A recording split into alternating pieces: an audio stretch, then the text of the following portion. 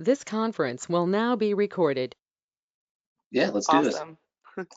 So welcome everybody to this training put on by the Rocky Mountain ADA Center, focusing on transportation, ADA, and especially in the time of COVID. We have Jenny DeVries DeVries. from the Rocky Mountain ADA Center. As I said, this presentation will be recorded and I will send out the link once it's all loaded. Please feel free to ask questions in the chat box. We'll make sure that those get addressed. And with that, I will pass it over to Jenny. Awesome. Thank you. And thank you everyone for joining me today. Like Alex said, we have a couple of topics to cover today. We'll kind of work through it as we go along, but I just wanted to wish you all a happy Tuesday, I guess, and we'll just go ahead and dive right in. So my name is Jenny DeVries. I am the training facilitator at the Rocky Mountain ADA Center. And so I am the go-to person for any quote unquote in-person trainings. Of course, now it's all webinars or online trainings. And just a little bit about our center. And for maximum accessibility, in case anyone is dialing in and can't see the slides, I will be reading through all of the slides word for word, describing any important pictures or anything like that. And then at the end of each slide, I'll be adding in information that may be relevant. So just an awareness on that. But this is our just general non disclosure that the information, materials, and technical assistance that is provided today is intended solely as informal guidance. So it's not a determination of your legal rights or your responsibilities under the ADA, and it's not binding on any agency with enforcement responsibility under the law.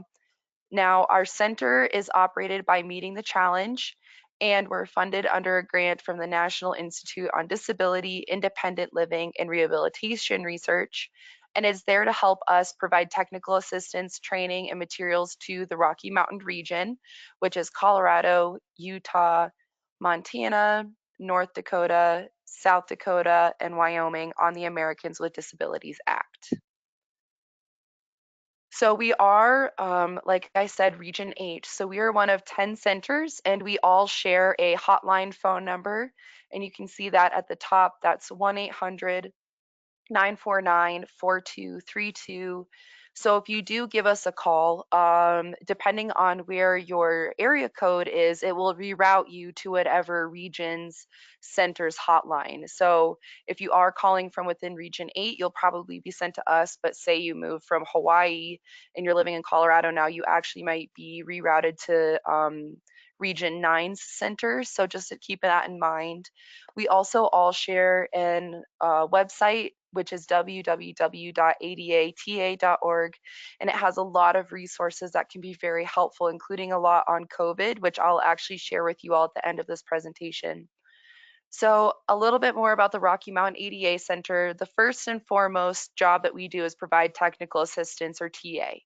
So if you call us at that phone number, or if you shoot us a message at the website, we can answer any question under the ADA, whether it's what are my responsibilities as an employer of someone with a disability, or perhaps you just got diagnosed with a disability and you don't know what your rights are.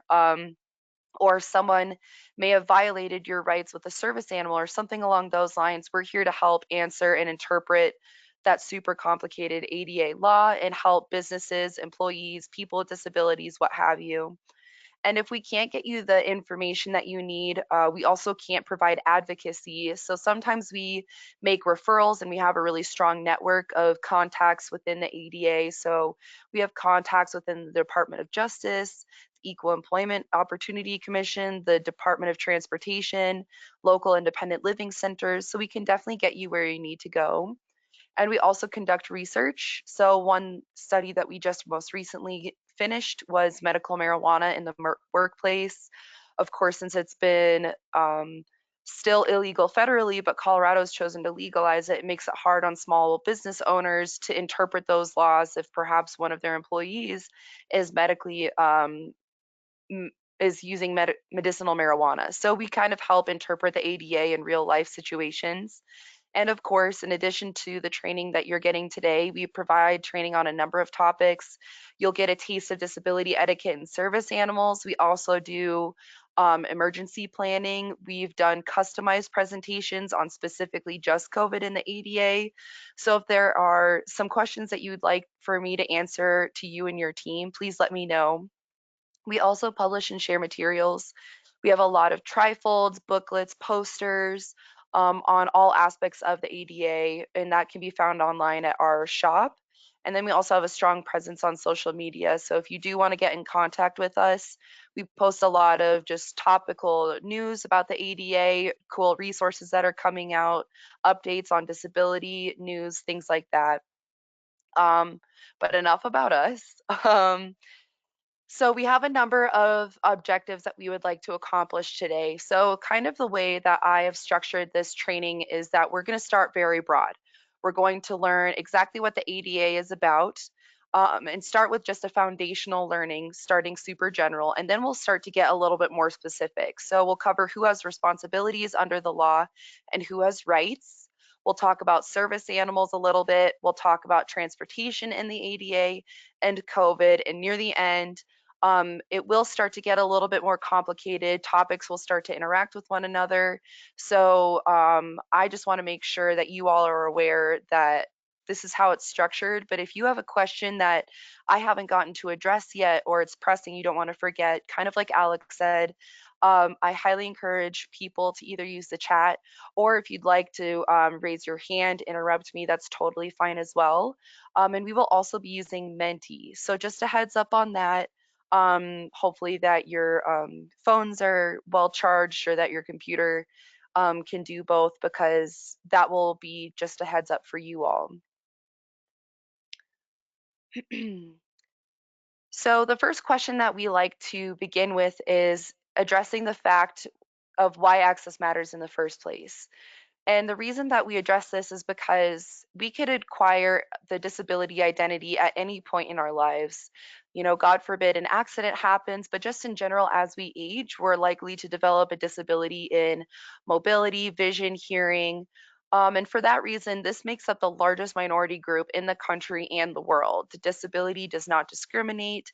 It can include any race, gender, ethnicity, religion, and yet, in spite of how big this group is, it's actually probably lower than what's the reality. And that could be for a number of reasons. One being that disability can conflict with other identities. Perhaps as a mother of a child with bipolar disorder, you might not want to identify as that because you want to be identified as a mother first instead of someone with a disability. Another reason could be you're worried about the stereotypes or discrimination that are associated with certain disabilities. And then if we take it to a mental or physical healthcare perspective, often people may experience the improper diagnosis about their disability. They might be underdiagnosed, or they might not even be diagnosed at all. I mean, consider all of the children who may have a reading disability or something like that, and they don't know how to express those issues just quite yet. And that's just to name one small group. So when we're thinking about helping people with disabilities, it's helping those with physical ones, but also the invisible ones that make up such a large portion of our population. So breaking it down, there are 57 million people in the United States who have a disability, and this accounts for 22.5% of our population. And this is actually from an older survey back in 2017. So the new statistics is that 1 in 4 people have a disability. And so if we break that down, 8.1 million Americans have difficulty seeing, 2 million Americans are blind or are unable to see, 7.6 million people experience difficulty hearing, and 31 million people have difficulty walking or climbing stairs. And so if we translate that to Colorado specifically, there are 847,000 Coloradoans who have a disability, and we fall slightly below the national average. We're about 21% of Coloradoans have a disability. So 368,000 have some sort of cognitive or disability. 123,000 are blind or low vision. 188,000 experience difficulty hearing, and 384,000 have difficulty walking or climbing stairs.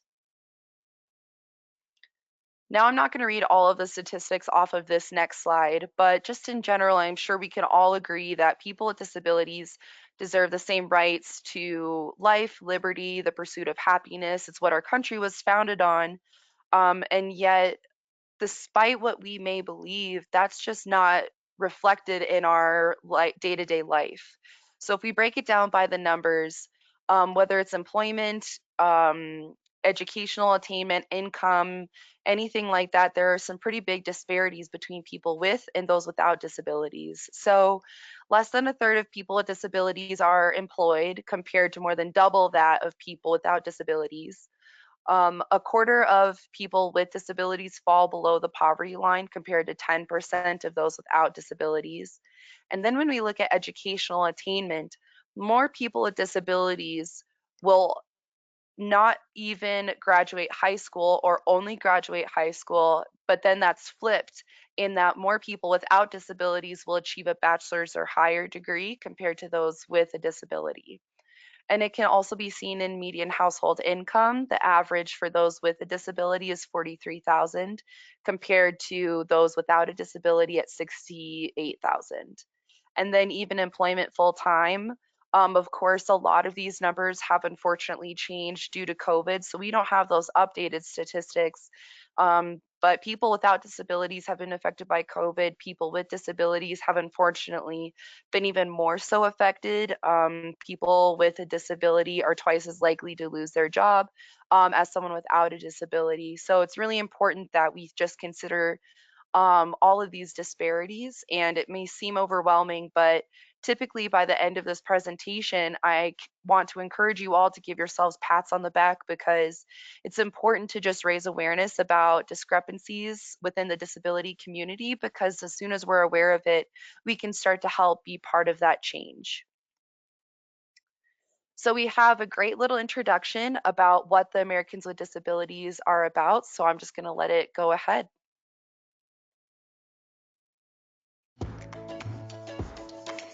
Oh, hello there. Have you heard of the Americans with Disabilities Act, the ADA? Yeah, the ADA is a law that prohibits discrimination against people with disabilities. This law ensures that people with disabilities are able to fully enjoy all aspects of society. Things such as employment, private business, state and local government organizations, public accommodations and services. The ADA defines a person with a disability as someone who has a physical or mental impairment that substantially limits one or more major life activities, or a record of such an impairment. For example, a person who has had cancer but is now cured or in remission, or being regarded as having such an impairment. For example, a person with burn scars who's not impaired in any way, but is discriminated against because someone assumed they were impaired. Major life activities are things that most people can do with little or no difficulty, such as caring for oneself, seeing, hearing, eating, walking, speaking, learning, communicating, and working. Major life activities also include the operation of a major bodily function. These are things like the functions in our organ systems. The ADA's definition of a person with a disability is meant to be broad. Each person is different, and disabilities vary from person to person. Another thing to note is that the ADA still applies even if medication or medical equipment can be used to relieve the effects of a disability. Not all disabilities are alike, and some are more obvious than others. For example, someone who uses a walker or a wheelchair has a visible disability. But there are also disabilities that can be difficult to see, such as asthma, depression, or diabetes. Although these disabilities are not always obvious, they still have a way of limiting daily activities. Scout, come here, boy. Whoop, looks like I better go. Thanks for stopping by.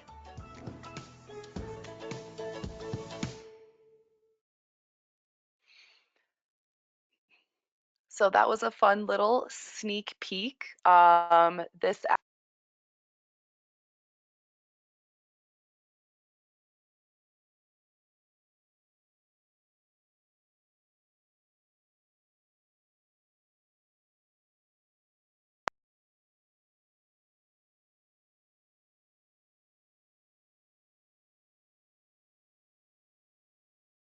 2020. Hopefully Jenny has a chance to call back in.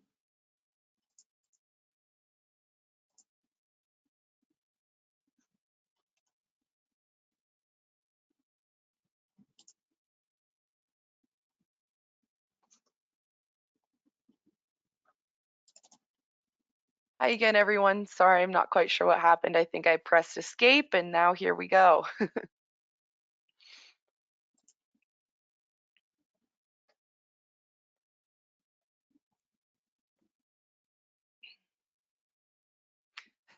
Technology is the best. You're quite right. Okay. So before we got so rudely cut off, that was actually, you guys were the first group that I've been able to show that video. So we have been working on that video series together as a group within our center. So thank you guys for being my little guinea pigs on it.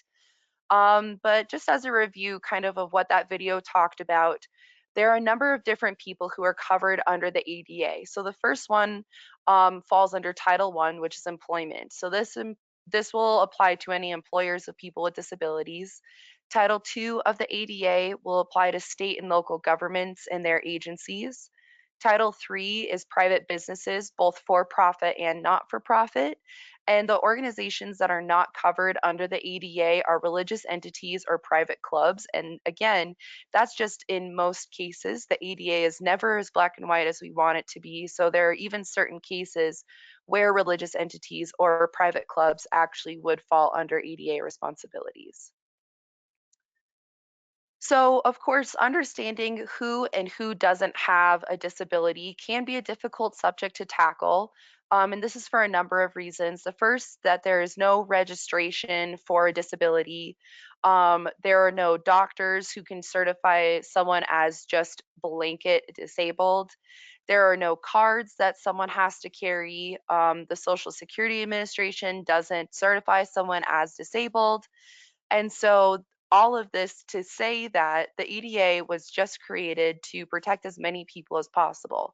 And so when we try to have any of these bullet points, it can make it a lot harder for someone who does have a disability to get certain rights afforded to them. So that's why the ADA does not require any of these things.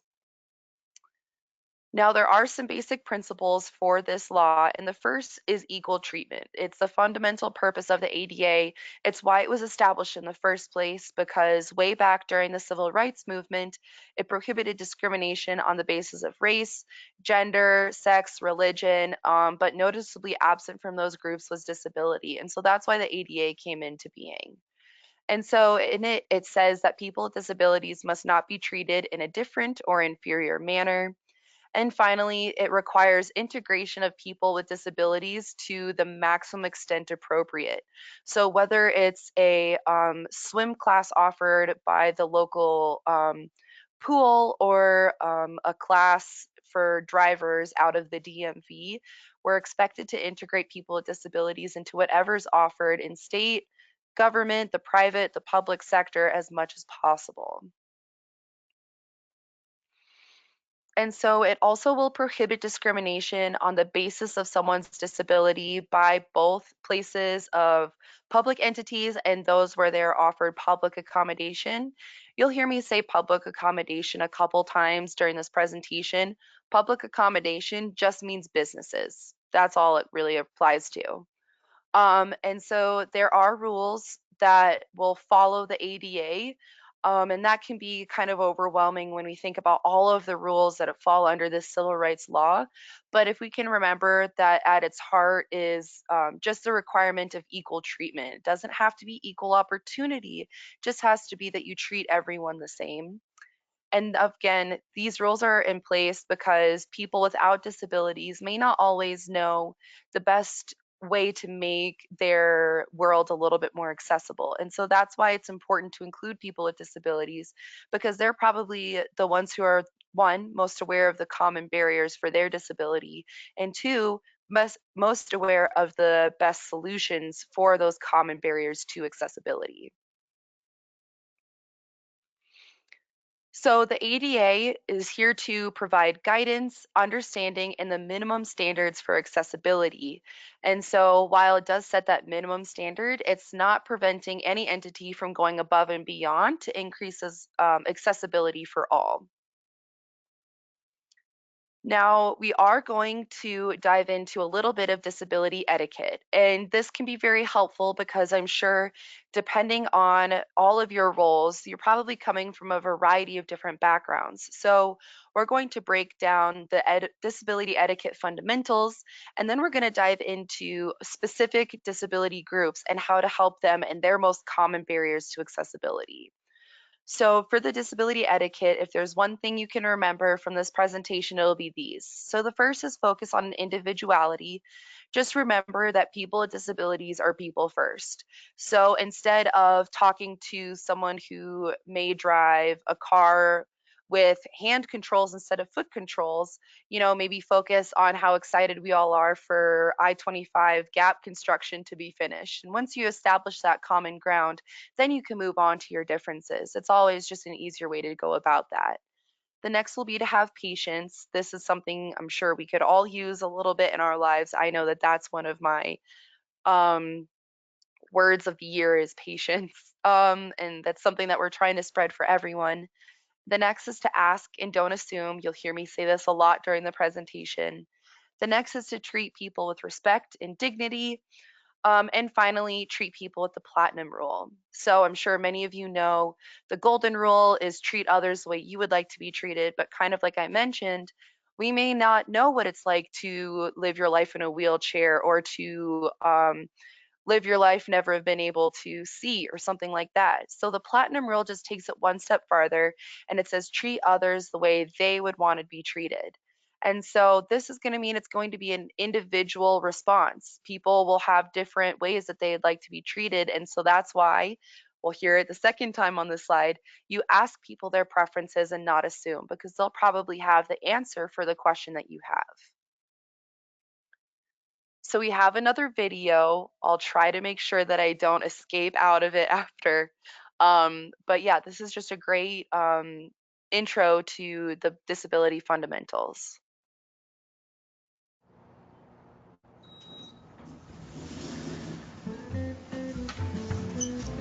Good morning, Bob. Morning there, big man. Morning, Alice! There's no need to be awkward. Poor Bob. Like so many of us, he just doesn't know how to interact with people with disabilities. It's pretty easy, really. People with disabilities are people first. We need the same things that every person needs, like respect. Good morning, everyone. Attention! Okay. Maybe we need to be more specific. The easiest way to show respect is to focus on the person, not the disability. It's okay. You'll get the hang of it. One easy way to focus on the person is to watch the person signing and not their interpreter. Or their companion. It's really cool that you'd like to help, but do us both a favor and please ask me first. What you think might be helping? I got you. Wait, ah! Oh no, might actually not. If you'd like to offer me help, let me hold on to your elbow. Don't take mine. Hey, would you like to take my arm? Sure. Assistive devices help us to live our lives. They're really important and really personal.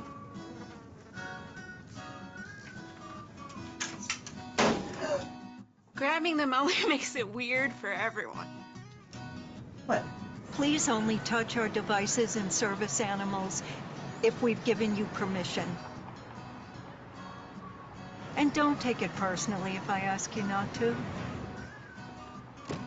Remember that my service animal helps me all the time. Neither of us would like it if we were separated. Remember, we make our own decisions. We sign documents, vote, volunteer, work, and pay taxes. We get married. So don't address me just because I have a great smile. Just because I'm blind. May I help you?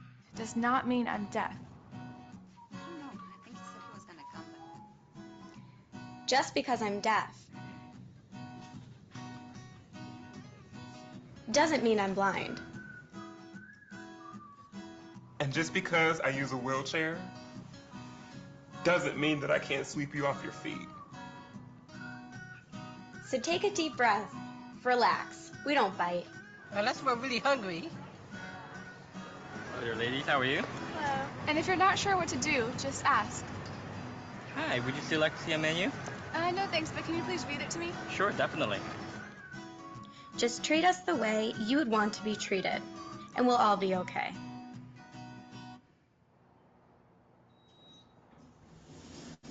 Good morning. Good morning. Good morning, Alice. Right. Awkward no more. Nice job, Bob. Go forth and be human. There's no need to be awkward. Okay, so I'm just going to move along on my end.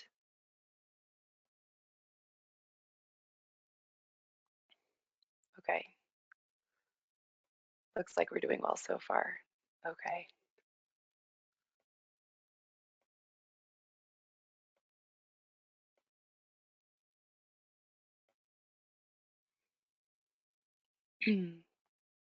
Now, as I mentioned, for those of you who may or may not have seen or interacted with certain disability groups, or perhaps if you have, we're going to kind of talk about best tips and tricks. And if you just professionally or personally have had any tips or tricks that you have developed while working with the disability community, please feel free to put it in the chat. Send it to me anonymously if you would like, because I love to learn, obviously, because sometimes you guys are the ones who interact more with people with disabilities than me just from training. So please feel free to share as I go along. But I'm glad someone liked the video. It's a really great foundation for where to start talking about disability. So the first group that we're going to talk about are anyone who has a mobility or a physical disability. So the first tip that we give is just to speak directly to that person, whether it's kneeling or sitting in a chair, just so that you can be on their level, or if that's not possible, taking a step back so they don't have to crane their neck. Ask if they would like assistance, kind of like as we saw, the similar way that you wouldn't push a coworker through the door. You might not want to do that with someone who's in a wheelchair or in a walker or something like that. Don't touch or move mobility devices without permission. Keep ramps and paths clear. This can be very important as we're coming into the holiday season, not only because of weather, keeping an eye out that snow isn't totally blocking off your sidewalks for a prolonged period of time, but also keeping in mind that decorations like the pumpkins for Thanksgiving look really cute, but are they in the way of an actual accessible route? And noting the nearest accessible features. So if someone is looking for the nearest accessible entrance to your building, making sure you're not sending them to the wrong side, because by the time they make it back to you, you may not be interacting with the most positive and happy customer anymore. And then if you do have to refer to them by their disability, avoid terms like wheelchair bound, confined to a wheelchair, or handicapped. Kind of like we saw with that video, these mobility devices aren't what aren't binding or confining people. They're the tools that allow these people to be independent and to navigate the world on their own. So they don't feel like they're confined to a wheelchair at all. If you want to, you can, excuse me, sorry, just say the wheelchair user, person in a wheelchair, all of that is totally fine. And then handicapped, we avoid terms now like handicap parking, handicap restrooms, handicap entrance, anything like that. We're focusing on their abilities. So it's an accessible restroom, things like that. Just the word handicapped has fallen out of favor. So for people who are blind, low vision, or have a visual disability, they face their own kind of assumptions. The first being that they use Braille. It's absolutely great for you to have materials in Braille, but it's actually a very challenging language in learn and to learn how to read.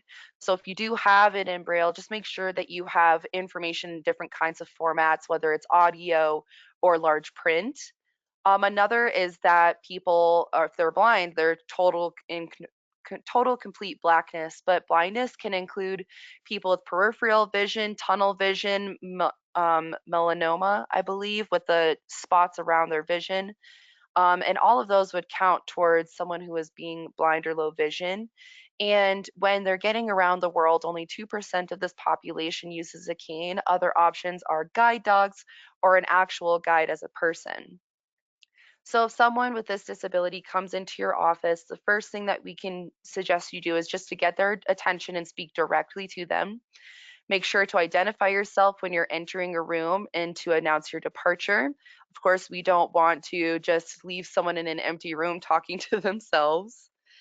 Another option, like we saw in that video, is to offer to read information. Or if they need a guide. So perhaps they need a guide, and this is where you're going to ask and not assume, especially during COVID. Perhaps they don't want you to grab their elbow. Maybe they'll just need more specific directions. So instead of saying, oh, yeah, the cafeteria is down at the end of the hall, make sure to be like, well, go down 200 feet and it'll be on your right. Things like that. And keep walkways clear of obstruction, and keep that in mind if you are adjusting your policies or you're changing your furniture around or you're changing the only areas that are accessible to the public because of COVID, that if someone with this disability is coming into your office often, that you alert them to the changes in the environment. And again, ask if they need assistance. And if you are referring to them by their disability, that's totally fine. Just avoid the term visually impaired, because impairment would imply that something is wrong. If you have to, you can just say the blind individual, the individual with low vision, or the person with some sort of visual disability. All of those are totally acceptable. Mostly what we're trying to do is move from those euphemisms that we've all been raised to think is appropriate, and just to refer to the disability head on. So for any individuals who are deaf, hard of hearing, or just in general have some sort of auditory disability, there are some other assumptions that we like to tackle here. So the first is deaf culture. So this is a very tight-knit community. I don't know how many of you have seen Deaf U on Netflix, but it's based on a school in the United States that is for exclusively deaf students. It's very interesting, it's very educational, it's funny, it's sad, it has everything. But it does address the fact that deaf culture has its own common language, very strong values and beliefs, very common norms and behaviors. They have their own music and things like that. And yet, in spite of the way that they communicate, there are different ways of people with these disabilities interact with the world. So, first is sign language. There's American Sign Language, Chinese, Dutch. There are different dialects or accents, like we have a Texan to a Boston accent. But some other ways that people may communicate and hear are with hearing aids or a cochlear implant, and also lip reading. Something to just acknowledge with lip reading, though, this is very common for people who used to be able to hear, but they're now hard of hearing, typically elderly people.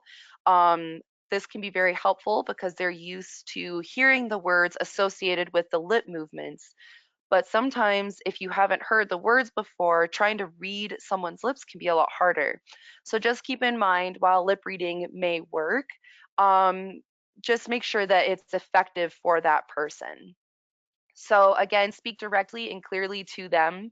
So avoid chewing gum, covering your mouth, smoking, anything like that. And of course, this is a little bit harder with COVID because of the masks that are required. And so in these situations, it's very important to ask how they would prefer to communicate. And it's going to depend on the length and complexity.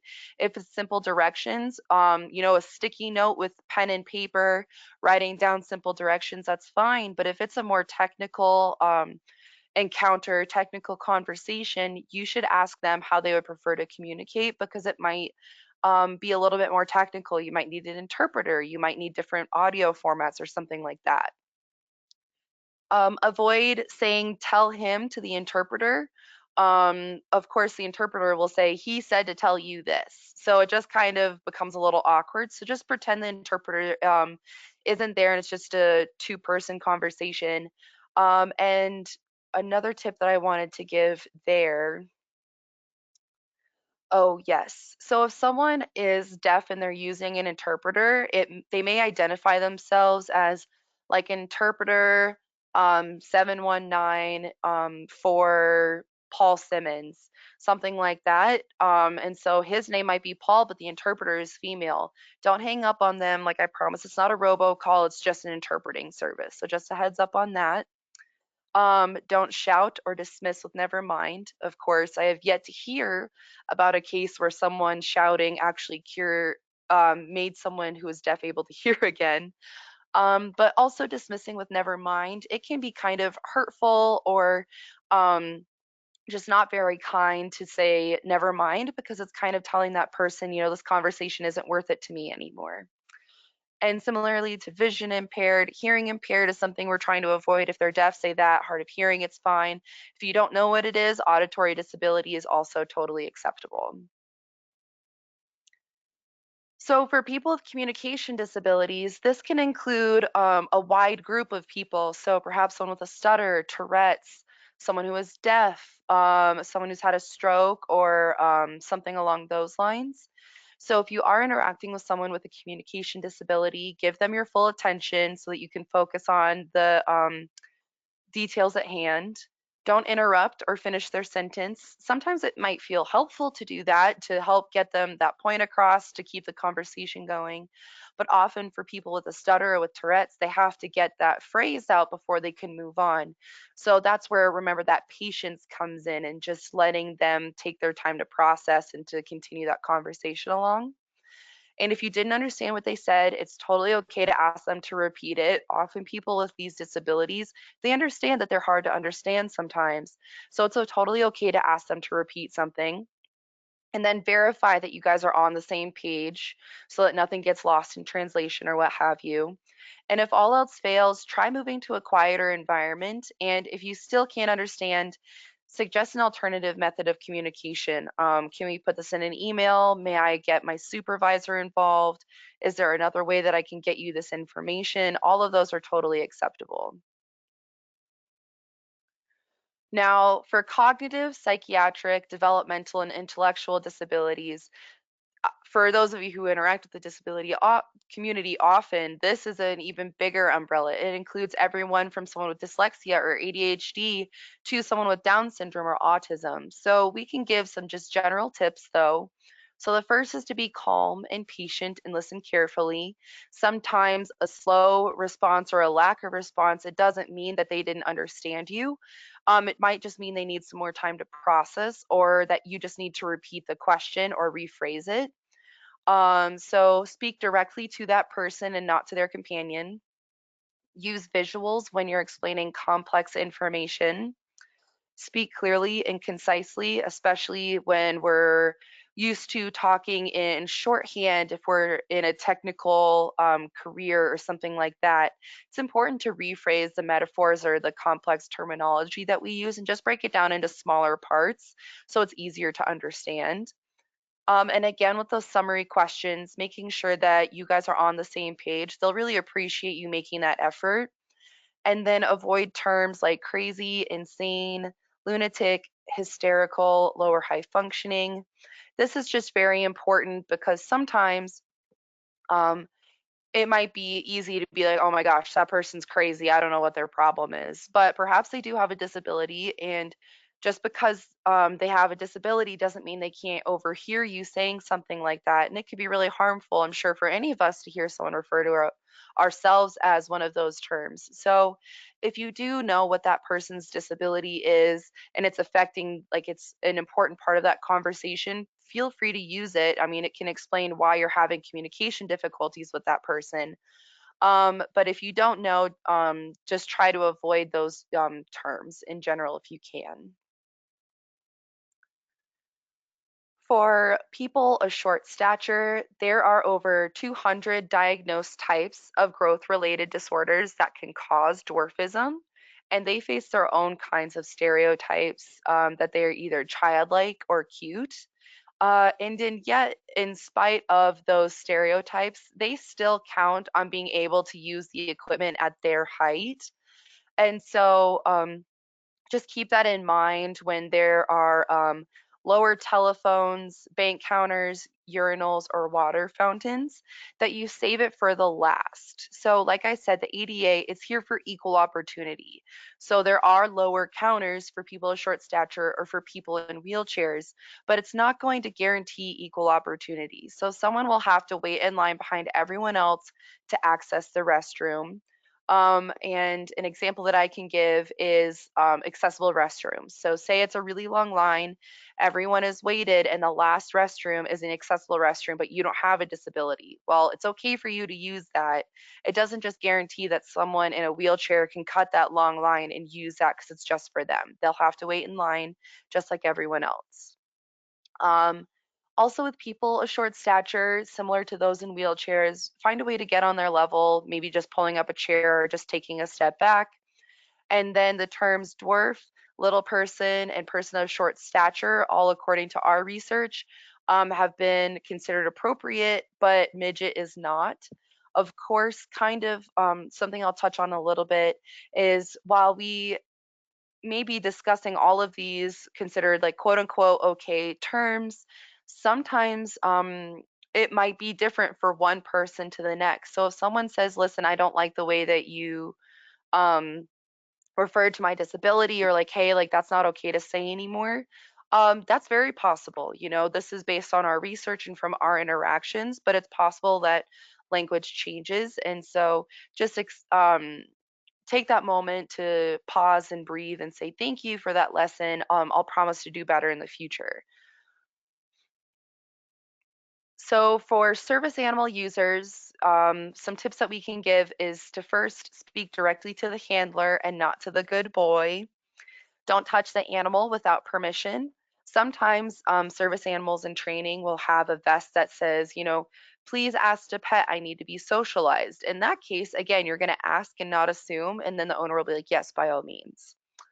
Do not distract the animal or interfere with its work. That's actually a finable offense under Colorado law. So if you see someone else doing that, maybe something you could do would be like, listen, like interfering with a handler team can be a really big offense. So maybe just leave them alone.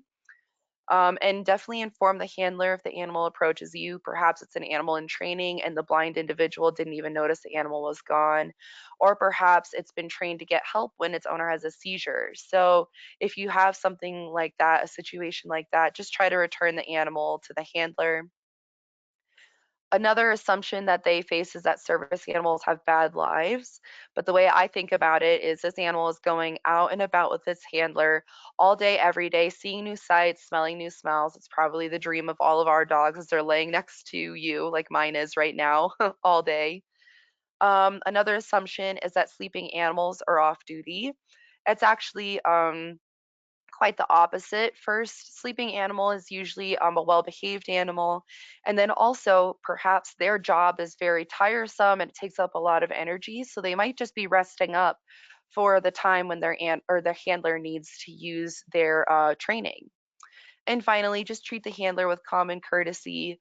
If it's Labor Day weekend or it's coming up on Thanksgiving, and you're stressed about shopping, the person with the service animal is probably stressed about shopping too, and it might not be the best time to ask to pet them or to ask them questions or anything like that. So, when it comes to service animals, there are two allowable questions. And you can only ask these questions if your disability is not apparent and it's the public entity who is asking. So just because as citizens we've learned about service animals doesn't mean we could go up to someone in a Lowe's with the service animal and be like, well, hey, here are the two questions I can ask you. You have to be working for that organization and asking as an employee these two questions. So the first is the animal required because of a disability? And the second is what work or task has the animal been trained to do? So public entities may not ask about the nature or extent of an individual's disability. And so with these questions, that just means you can't ask, do you have a disability? You can't say prove it. Of course, if someone has epilepsy, they would have to have a seizure to prove that the dog is required. So just remember, it's those two questions and those two questions only. Some further do's and don'ts according to the ADA. The first is that service animals are allowed in all areas where the public is allowed. And the ADA does not restrict breeds or sizes or how many dogs can be used as a service animal. So in Denver, for instance, the pit bull breed is banned, but state law will never supersede federal law. And the ADA, as a federal law, protects all breeds. So even a pit bull service animal would be allowed in Denver. And then something important that to note is that public entities have the right to determine on a case-by-case basis whether the use of a particular service animal would be a direct threat based on the animal's actual behavior or history. So you can't see a Rottweiler and not let them in because you're worried about the dangerous breed, or that the animal is too big to fit on a delicate structure, something like that. It has to be based on the animal's actual behavior or history. And even then, it's very important to have a conversation with that person first to say, get this animal under control. Can we offer the service to you in a different way? Because otherwise, you may risk violating that person's rights under the ADA, which is something that is just a huge headache, and I'm sure none of us would like to deal with. Okay, so we're going to take a little break. We're going to head to Menti. So go to menti.com and use code 18238, and I'll put that in the chat just so that people can find that later. But I'm going to go ahead and move over to Menti. So I'll stop sharing my, well, I guess I don't need to. Okay.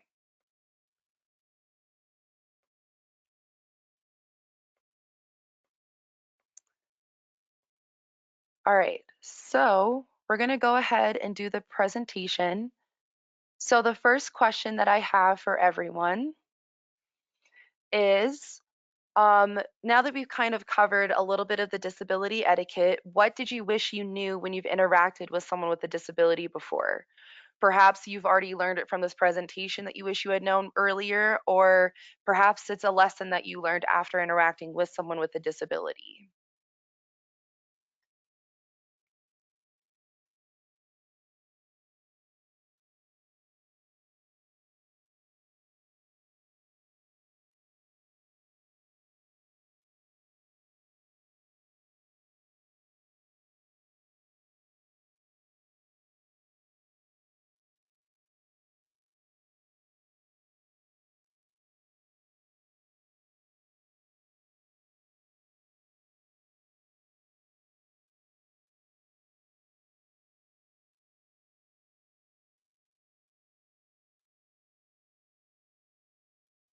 Okay, this is great. We're already starting to get some questions. So I'll just start going from top to the side. What terms are considered respectful? Absolutely. So kind of like what we discussed, I mean, disability has become like this elephant in the room. We're not sure what's okay to say, what's not okay to say.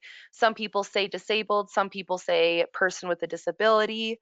And, you know, we're trying to move to talking about disability not as a taboo. So we're trying to avoid things like someone who is handicapped, you know, are they in a wheelchair? That's fine to say, but we're trying to avoid those euphemisms that could end up being a little bit more harmful or more offensive than just saying the disability itself. Um, but like I said, you know, the correct terminology to use, it can be hard. And it's something that will maybe always be a little bit of a challenge until disability is just something that's commonly accepted in our society. But really what we can do is we just do our best. We go in with the best intentions. And if someone says, you know, that was offensive or that's not okay to say anymore, you just say, thank you for that lesson. I'll promise to do better in the future. More acceptable terms to identify the individual. Sometimes catch myself using older terms. Yeah, I do the same thing, especially with special needs. It's very commonly used in schools still, but with special needs is such a diverse term because it can refer to someone, like I said, with autism or Down syndrome, and it can also refer to someone with dyslexia. So that's why it's important to just talk about disability so then we can increase our awareness of just how many people have it, because special needs is just one category. But if we can talk about all of the different categories, that makes it a little bit easier to talk about in general. Oh, this one, not to panic. Yeah, absolutely. It can be overwhelming. You want to do your best for that person and you might make a mistake or something bad happens. Just reminding yourself that we're all people, we all make mistakes, and not to put too much pressure on yourself. As long as you're going in with the best intentions, that will go such a long way in terms of if you did accidentally do something wrong or you're worried about doing something wrong, that can really help. Okay, this is a good one. Assuming that people need help and they're trying to anticipate the needs.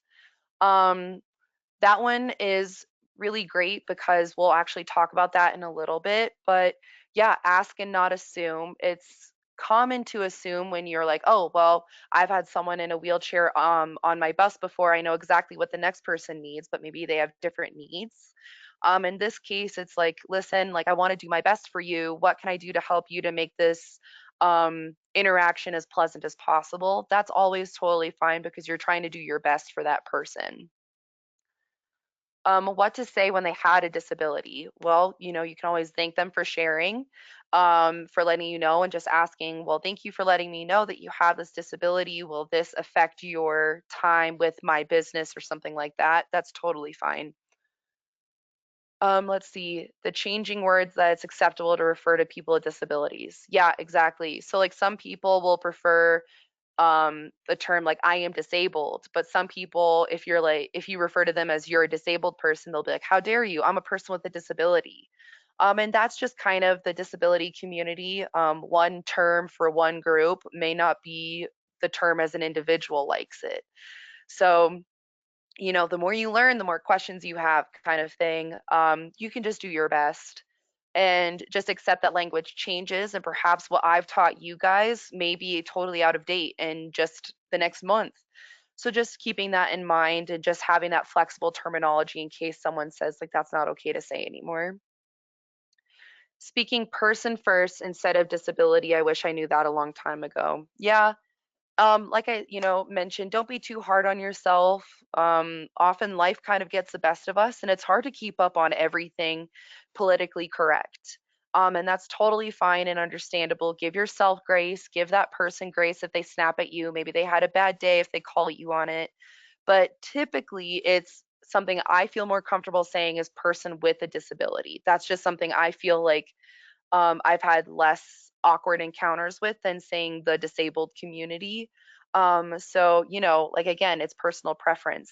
So just keeping that in mind, I guess, is the best advice that I can give. And then use humor if applicable. Yes. Okay.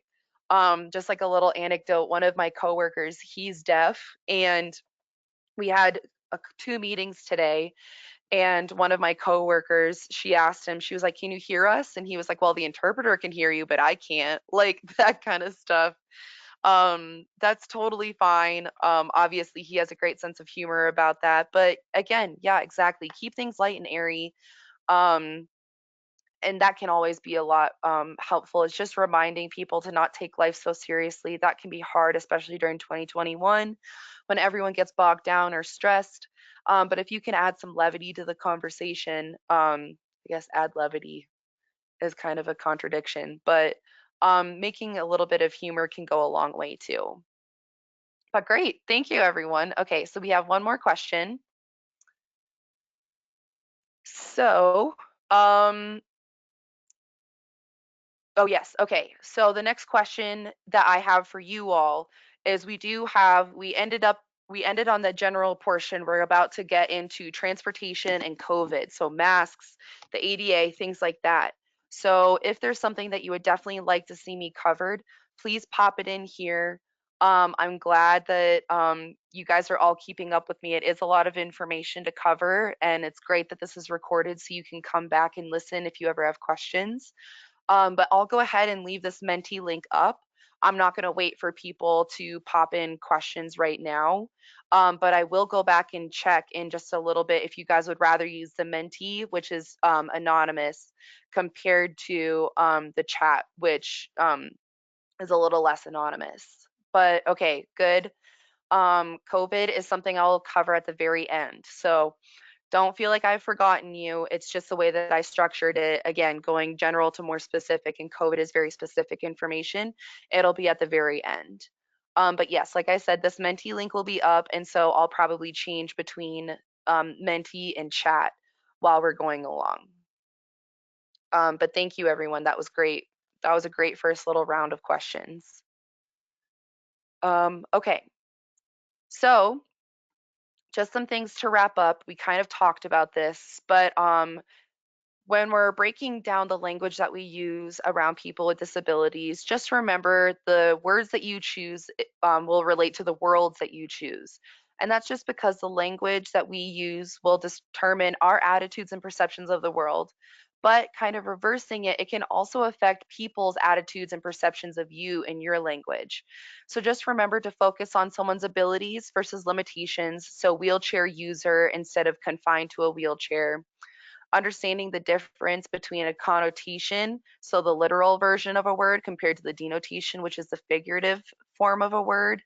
So especially for words like retarded. So it exists in the dictionary, yes.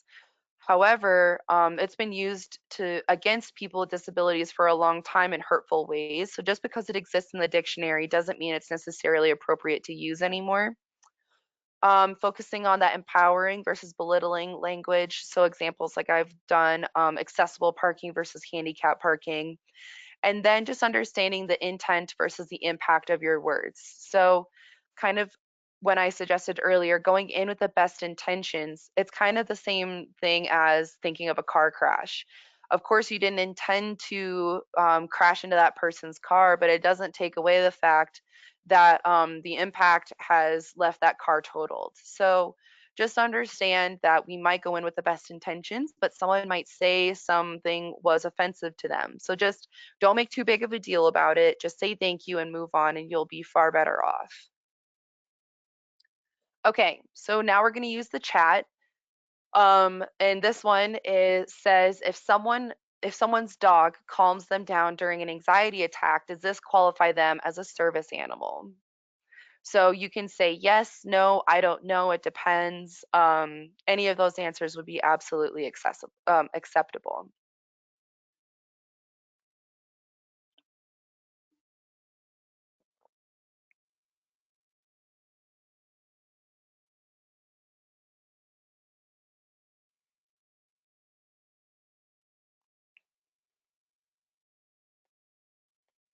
Nice. Okay, looks like we're getting, oh, someone said Denver pit bull ban has been repealed. Well, that's great. After 30 years, wow, that's crazy. Okay, so someone asked, was the dog trained to calm them down? That's excellent, right? Because remember those two questions was, is it required because of a disability, and has it been trained to mitigate that disability? So that's a very good depends. Nice. Okay, so some people are saying no. Someone said sure, and hopefully there is documentation to back it up.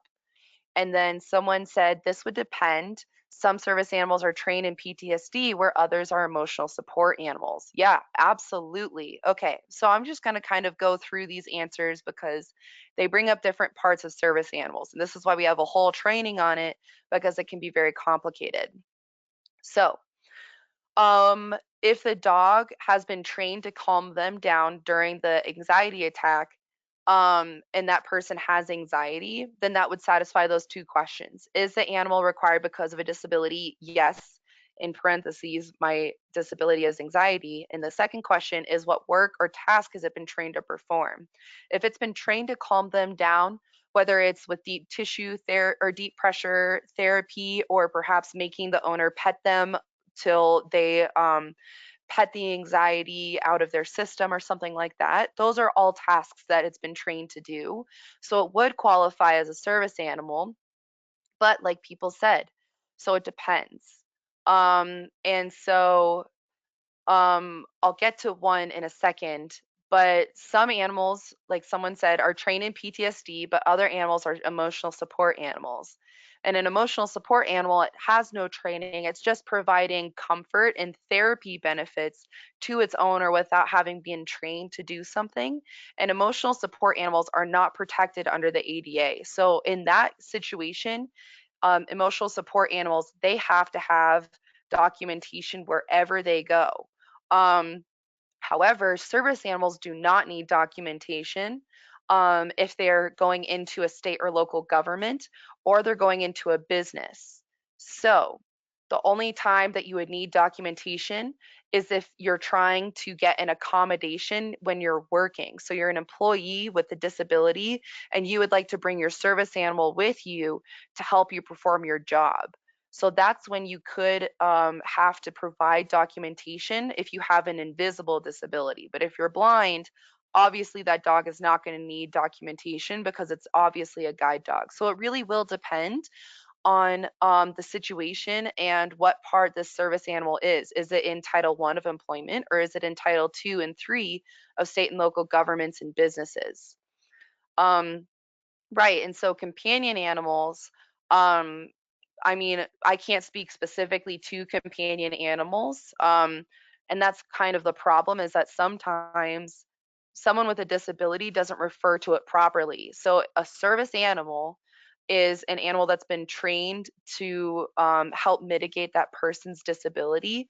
So if someone who is blind calls their service animal a companion animal, that's why it's so important to ask those two questions because a companion animal is not protected under the ADA, but a service animal is. So that's why you have to ask those two questions to know the difference between a companion, an emotional support animal versus a service animal. So great job, everyone. Please, like I'll have my email at the end. Service animals are something we get questions about all the time. And so if you do have more questions, I'm going to move on now, but please feel free to pop it in the chat or send me an email, which I'll have again, like I said, at the end of this presentation. Okay, so can a person have more than one service animal with them?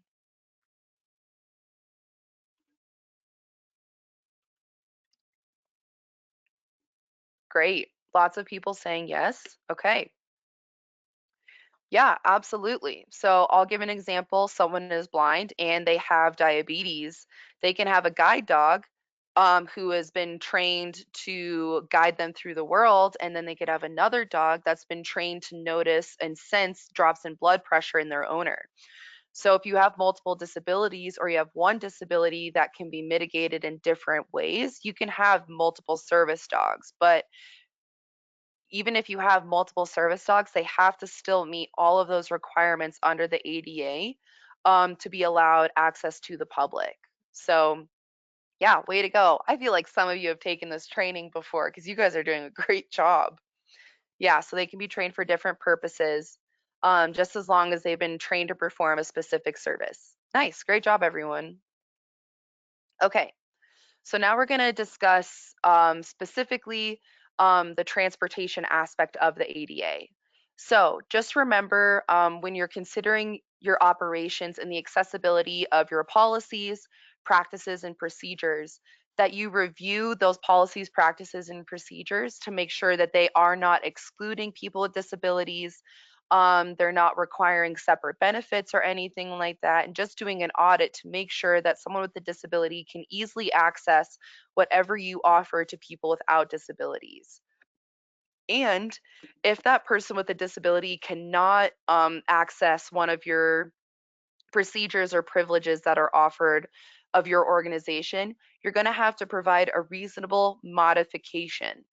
And that means that you'll have to modify that policy to accommodate someone with a disability. And so, of course, what we like to say is that the passenger with the disability will likely be the best source for their needs. And that's just, again, because they've lived with this disability their whole life. They're used to those commonly encountered barriers. So ask them how you can help. And then again, the most difficult barriers can be attitudes. And that's perhaps because sometimes people think, oh, you're in a wheelchair, well, then I'm going to assume that you can't do X, Y, Z. And that's where those attitudes can become barriers because we assume people's abilities before we even know if it's true or not. So that's again why we're going to ask and not assume. And if perhaps someone has made a request that isn't in one of your policies, maybe that's where you can start to reconsider if your policies are accidentally discriminatory or something like that, and make sure that you can update it accordingly so you don't have to worry about someone filing a complaint or for making a big stink about something that could be easily be rectified if you just changed your policy. So buses and transportation in the town, if they are under a state or local service, they have to adhere to all aspects of Title II of the ADA. And the Department of Transportation also will have rules and directions in place for accessibility. And these have been around for longer than before the ADA became law. And so some important laws, if you are a part of a government entity, would be through Title 49, which is transportation. And it's all rules. And then the service animals, there's a little addendum there, and it mirrors the ADA with just one slim exception. And we're going to dive into that now. Excuse me, I think it's next slide. So just some things to keep in mind. The personal devices of a person with a disability, the transportation provider is not required to provide them. So these will include the typical wheelchair we're used to seeing where someone's moving themselves around, a power wheelchair, someone with a cane or walker, a white cane, anything like that. You don't have to provide those devices to someone with a disability. And this will also include helping someone eat, use a restroom, or getting dressed. Now, the service animal addendum that was included in Title 49 is any guide dog, signal dog, or other animal individually trained to work or perform tasks for an individual with a disability. So actually, we're going to go back on that just really quickly. So Title 9, Part 37 is about service animals, but Title 49 is a lot more of the ADA specifications in terms of transportation. So if you are looking for more information, that is somewhere that I suggest you look into. So for using lifts and ramps, individuals with disabilities who do not use wheelchairs should still be allowed to use a vehicle's lift or ramp. Perhaps they have some other sort of mobility disability that would prevent them from climbing stairs. That would be another reason to use that ramp. And people who are in those wheelchairs, particularly power ones, they often will have a preference for entering the lift in a particular direction. So that's again where we're going to have to ask how you would like to be loaded, how can I help you, something like that. And it could be because of dizziness, it could be because of access, things like that. And then just remember, when it comes to the common wheelchair, there is a certain minimum of that minimum standard of integration. So you have to have certain space for wheelchairs, but remember that you can still go above and beyond in terms of access to make sure that the services that you provide are as accessible as possible to everyone, regardless of what their disability is. So there are some securement policies. The first is that the ADA will allow the provider to set the policy on the requirement, or if you're not requiring one, for securing wheelchairs or whatever kind of gear.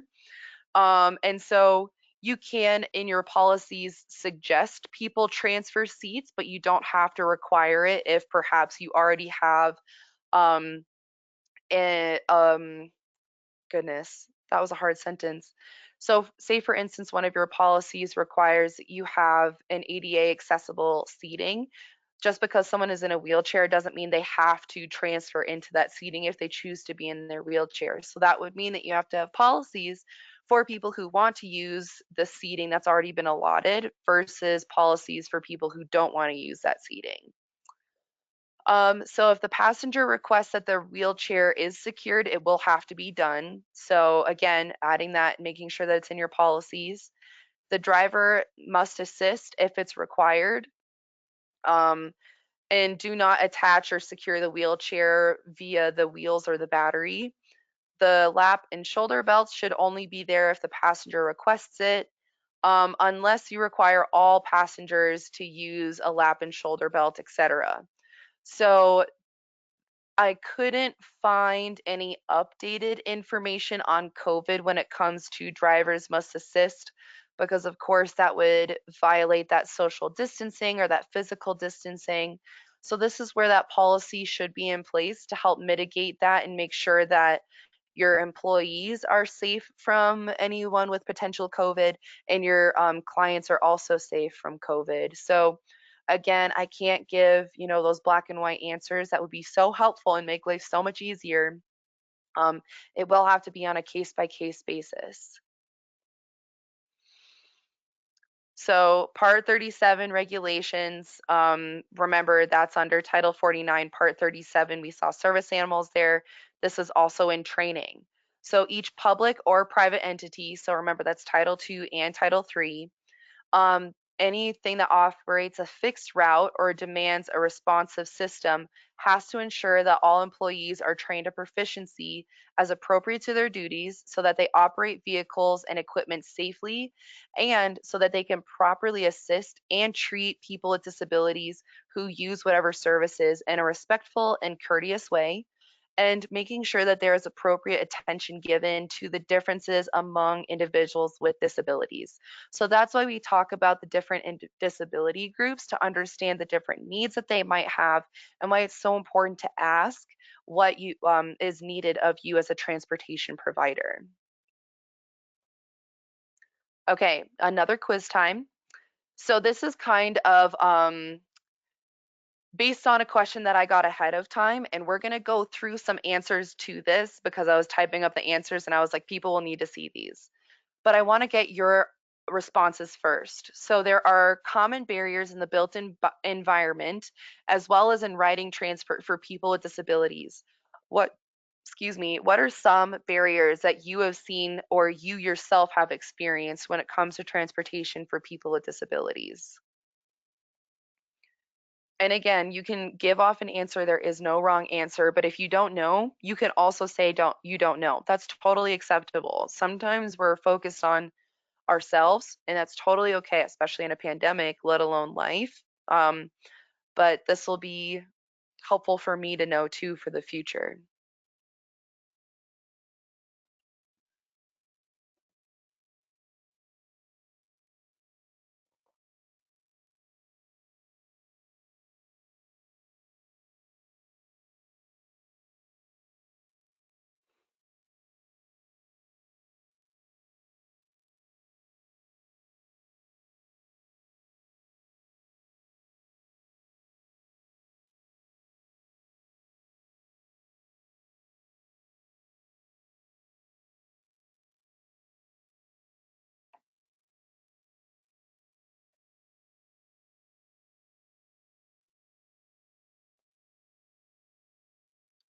Oh, okay, sorry. I don't know why I wasn't getting an alert that people were putting in questions. Okay, so we'll go ahead and review. Wow, everyone participated so much. Okay.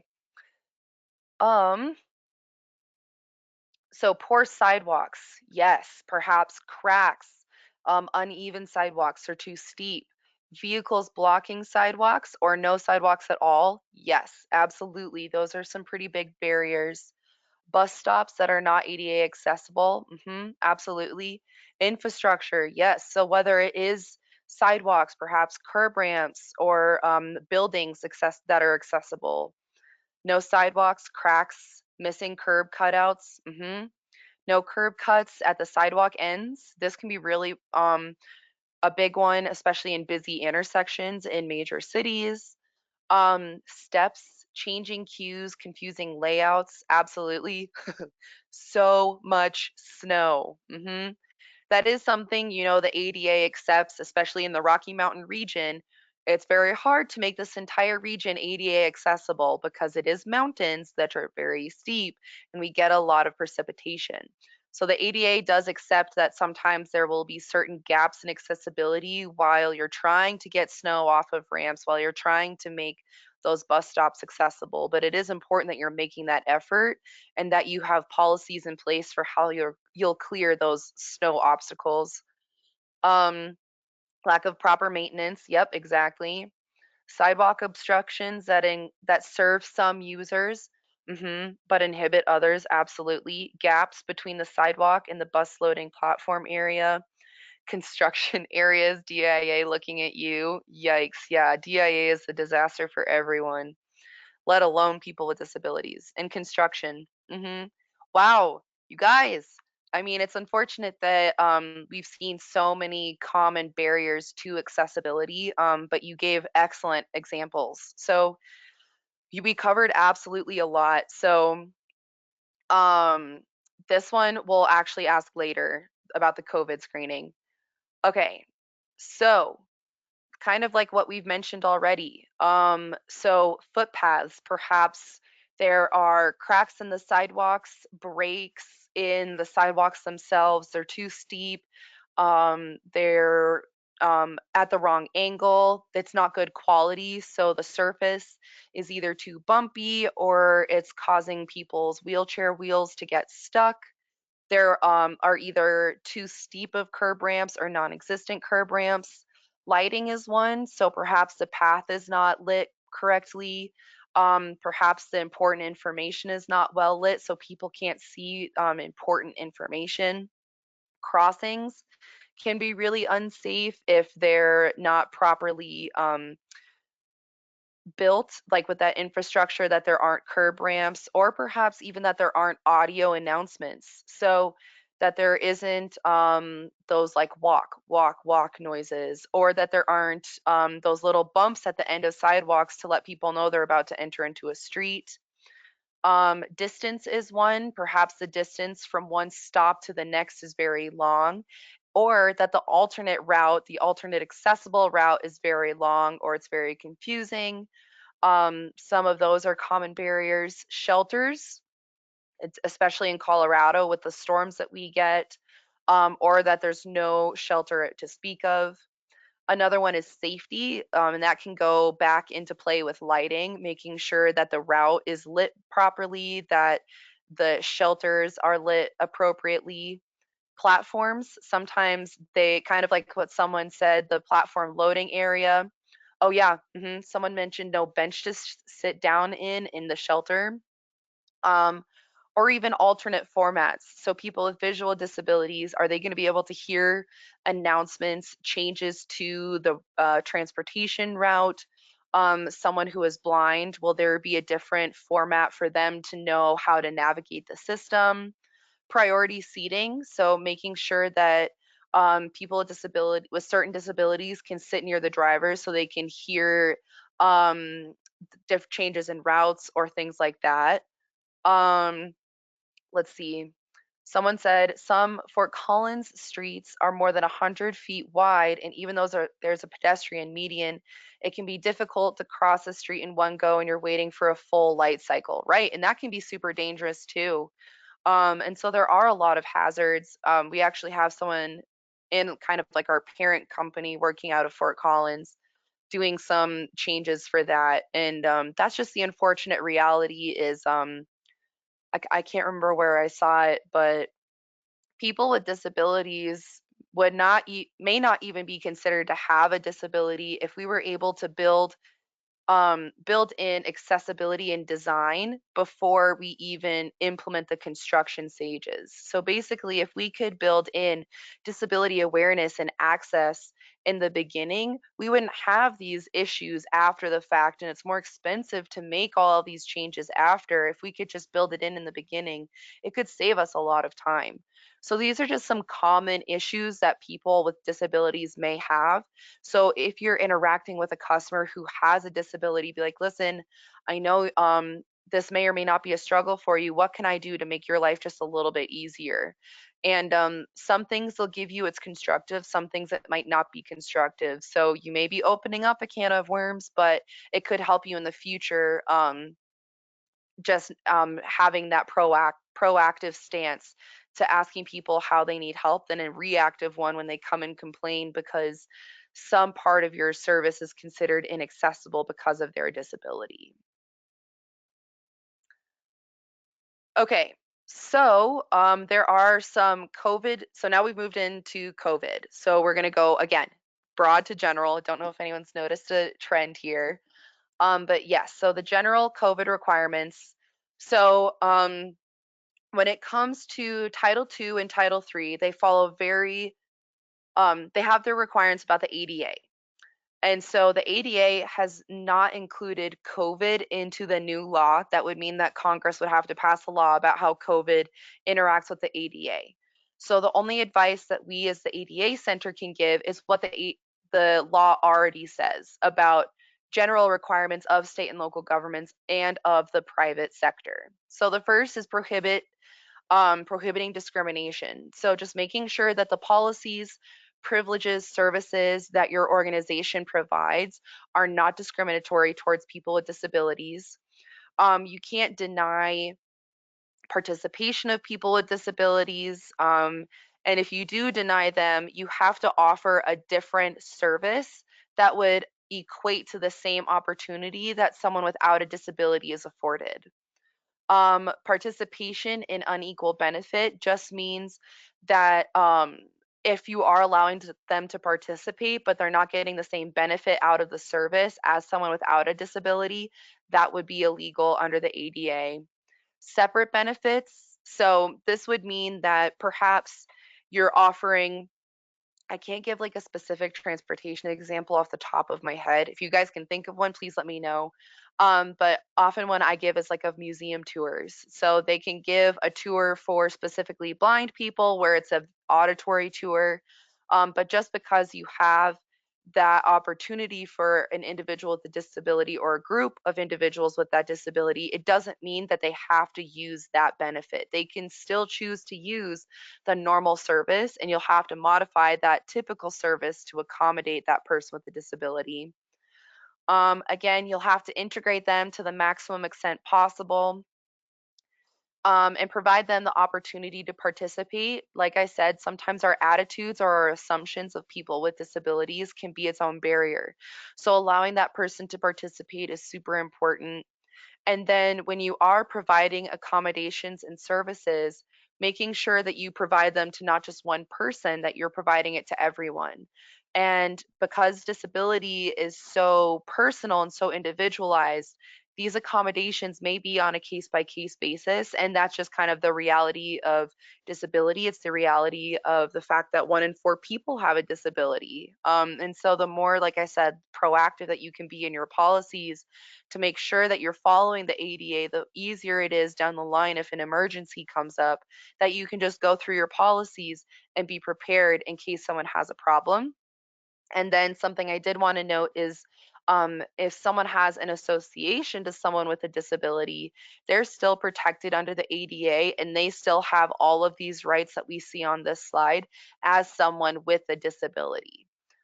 So just some things to keep in mind, like if it's a mother who's traveling and the mother's your client, but her mom is in a wheelchair, you'll have to accommodate both of those individuals because of the association and because the other individual has a disability. So again, proactive policies are always the best. So, like I said, there have been no changes to ADA law with specific reference to COVID-19. And so with that, the only reasons that you could ever exclude an individual with a disability before COVID was because they were either a direct threat to the health and safety of the public, or it was a fundamental alteration to the service. So now if we put the COVID filter on that, you have to base those two slim exemptions from the ADA on a couple of things. So the one is current medical knowledge based or coming from the CDC, coming from your state. I know all of you are in Colorado, so I have some resources specifically based to Colorado. Also understanding the nature of the request, the duration that that client will be with you, and the severity of the risk of exposure are all things that need to be considered. The probability that you'll risk exposure, and then if there are any reasonable modifications to mitigate that risk. So again, it's not going to be a black and white answer every time. What works in one situation may not work in another. So just keeping that in mind. And then when it comes to masks, this was something that had been asked ahead of time. So there are certain mask requirements under Colorado with that facial covering. And so it's important that all businesses and state and local governments follow those Colorado specific mask requirements. And if an individual cannot wear a mask, you'll have to find a way to modify your policy to accommodate that person and make sure to document, first of all, the request, document the decision behind why you made that specific modification. Just document every step of that process will really help you kind of prevent any potential complaints down the line. And then also when it comes to requiring documentation, this is a hard one. So we actually had someone from the EEOC come to us and talk about documentation or requiring documentation for someone who has a disability, because in Title I of employment, you can ask for documentation of someone's disability if it's an invisible disability, but that's only employment. It changes when it's a Title II state and local government or a Title III private business. So it's kind of tricky. You can't really inquire into the nature of someone's disability. So that means you can't ask for documentation. If they want to offer it, like, here's proof from my doctor that I can't wear a mask, you can accept it, of course, but this is where you'll have to modify your policy to say, well, if we can't, we can't allow you into our business without a mask on, how can we make sure that you're enjoying the same benefit as someone with a disability? Sometimes you just can't offer the benefit of that service or that program without someone in a mask because it's a direct threat to the safety of your employees or something like that. And so that's where that policy in place will be really helpful, because it'll just depend on the disability, the nature, the severity, the duration, just kind of like what we said on that previous slide. And then something that is important to note is that those mask exemption cards that you may or may not have seen, they were around a couple months ago. Those are not protected under the ADA. There's no blanket exemption from mask exemption. There's no way that someone could just bully their way into your place of business because they don't want to wear a mask. So that's where you'd have to find a way to modify your policies to accommodate that person. If it's considered too dangerous to have them walk into your business with a mask, which according to the Colorado mask requirements would be considered a direct threat if you don't have some way to have a facial covering. So, that being said, there are some reasons that people might not want to or not be able to wear a mask. So, the first are individuals with respiratory disabilities. It's very possible that someone with asthma or some kind of respiratory disability, they may not be able to wear one, or perhaps they have PTSD, anxiety, claustrophobia, and wearing a mask could be triggering. Or perhaps someone who has autism or some kind of sensory disability that is related to touch and texture, or people with physical disabilities like why can't I remember what CP stands for? Cerebral palsy.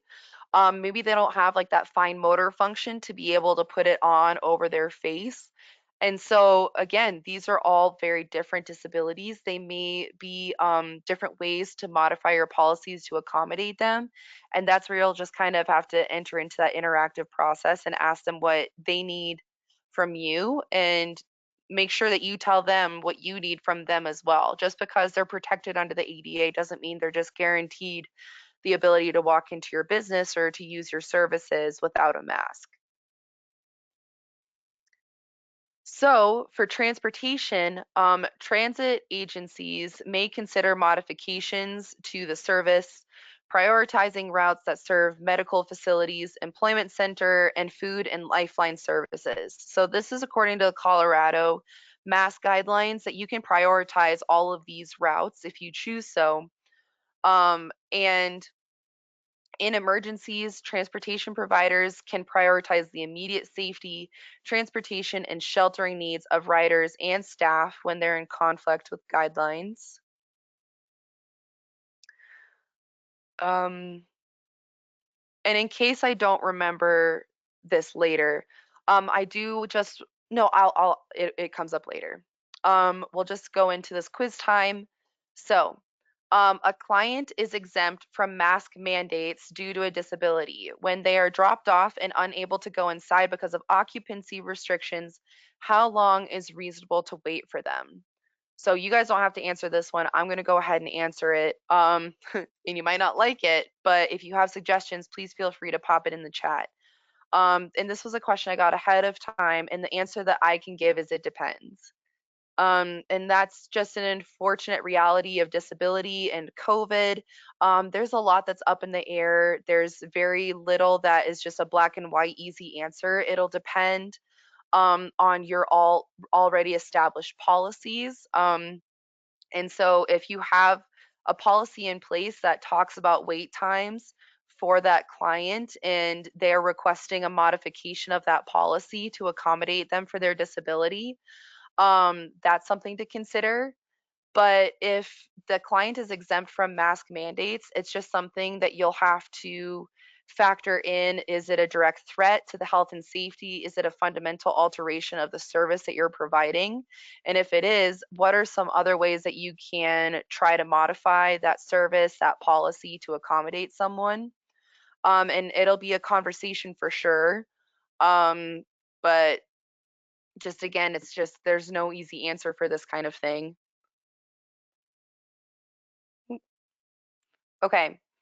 And then this one. So if someone doesn't pass a COVID screening at the location where they're dropped off, one of the easiest answers that I can give is perhaps consider changing or adding to your policy that you screen and temperature check employees and possibly clients as well. Because if you can screen them before they're dropped off, then you may be able to avoid that snafu that they're not accepted into the facility wherever you're dropping them off.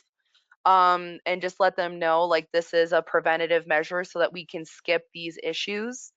Some other tips I can give for this specific question is if there's a facility that has longer than normal wait times on a routine basis, perhaps letting them know like if this client is selecting a route to that location that due to our policy in place, we'll have to offer you X, Y, and Z options, longer wait times, special hours, perhaps. You know, how Walmart or Target opens up later in the day to allow for senior shopping. Perhaps you can modify some kind of policy for that for your offerings and your services.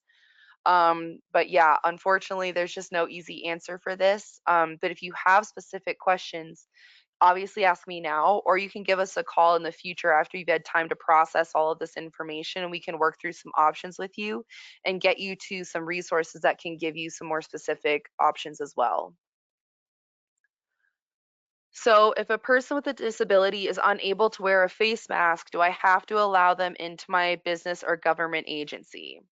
So in this situation, um, I'm gonna have you guys answer in the chat. What do you think? Do you have to allow them in if they don't wear or if they can't wear a face mask?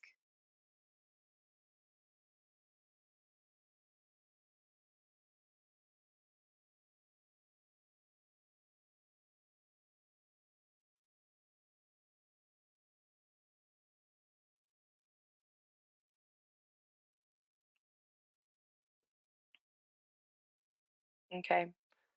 Lots of people saying yes. It depends on what services you provide, if you can modify those, etc. Yep, it depends. Yes. Yep. Okay. So great job, everyone. Yeah, basically it'll depend. If they're unable to wear a face mask, the first step will, oh, okay, let's see. Oh, I recognize this name. I would think that can't is different from won't. So if they can't, you would have to make an accommodation. Yes, absolutely. So for Title II and Title III, you would have to modify or make a modification to the policies, practices, services, privileges, whatever that you offer to the public. And so this is where you'd have to enter into a conversation with that person. If it is your policy that they have to wear a face mask, how can you modify that to make sure that that person can still use that service or what have you the same way that someone without can? And no surprise here, it'll just depend on situation to situation what the best way to help that person would be. But yeah, great job, everybody. Okay. So it's just some general policy suggestions that I can give now are the first is being aware of your policies regarding how you'll modify policies, practices, and procedures for people with disabilities, and especially with COVID, how you'll modify those. Understand the transit rider responsibilities, also understanding the rider's responsibilities. So, especially in COVID, the rider's responsibility to disclose if they've had COVID or to disclose if they've been exposed. So, perhaps one of your policies is when you're screening people, you ask those questions. Have you been exposed, experienced symptoms? We all know all the questions that people ask. And to screen people, that could be a responsibility of the provider and a responsibility of the rider to clear that temperature check before you allow them to enter their place of work or to use your service. And then prepare a list of possible alternatives to a face mask or cloth face covering policy. That's another suggestion that we can pass along. And just remember, this is kind of wrapping up all that we've covered. Just using common sense, ask yourself how you would want to be treated in a situation and extend basic courtesies to all people, including people with disabilities. Be patient. It may take a person with a disability longer to get on and off the bus. And just remember to relax, that people with disabilities are people first. Okay, so some important, and this is where I got a lot of my information. It's common resources. So the first is the Department of Transportation. Their link is below. The Rocky Mountain ADA Center, you'll be able to reach us at 800-949-4232 or at rockymountainada.org. Your local ADA coordinator to fix common barriers to access. If people are coming to you complaining, we can get you in touch with the ADA coordinator to see if you can help fix those barriers. A lot of the face mask information I got was from the ADA and face mask policies brief. And if you click on the Southeast ADA Center's link, it'll take you straight there. And then face coverings in businesses, balancing the ADA with public health during COVID-19 is from the Northwest ADA Center. And I'll make sure that these slides are available to you all after this presentation so that you can see my notes, you can use these resources. But other than that, that wraps it up for me. I want to thank you all for your great questions and your awesome engagement. My email is jdevries@mtc-inc.com. That will actually be changing at the end of the week, but if you email that email, it'll just forward to my new email. And our phone number is there below, as well as our hours. We are open from 9 to 4, Monday through Friday. So I'll pop my email in the chat as well, but I'll head to Menti just to make sure that I didn't miss questions there. But if you guys have other meetings to get to, need to take your dogs out, need to go for a walk, I totally get it. Please feel free to leave, but I'll just go ahead and just open the floor, whether it's chat, whether it's here or Menti, to ask me any questions that you might have. But yeah, Garrett, it was great to see you too. Nice to see a friendly face in the audience. Okay.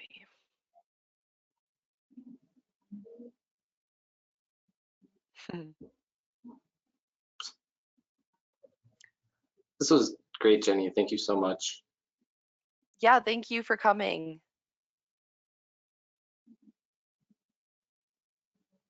Did you see Aaron Hodges' question about Is it okay if they share the recorded link? Yes, absolutely. Okay, perfect. And I'll send out the link once GoToMeeting makes it. Great. Thank you.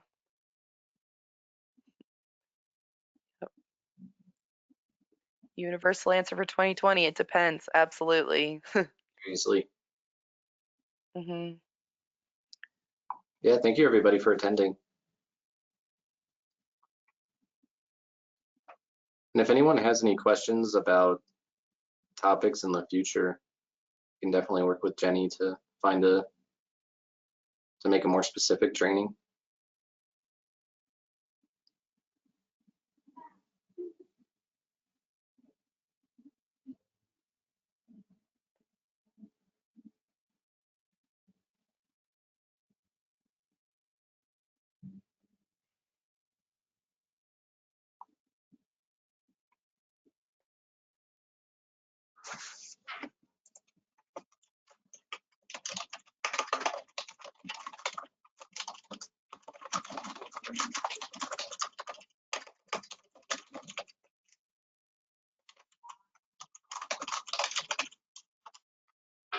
Cool. Well, if there's nobody else that has any questions, I'll stop recording.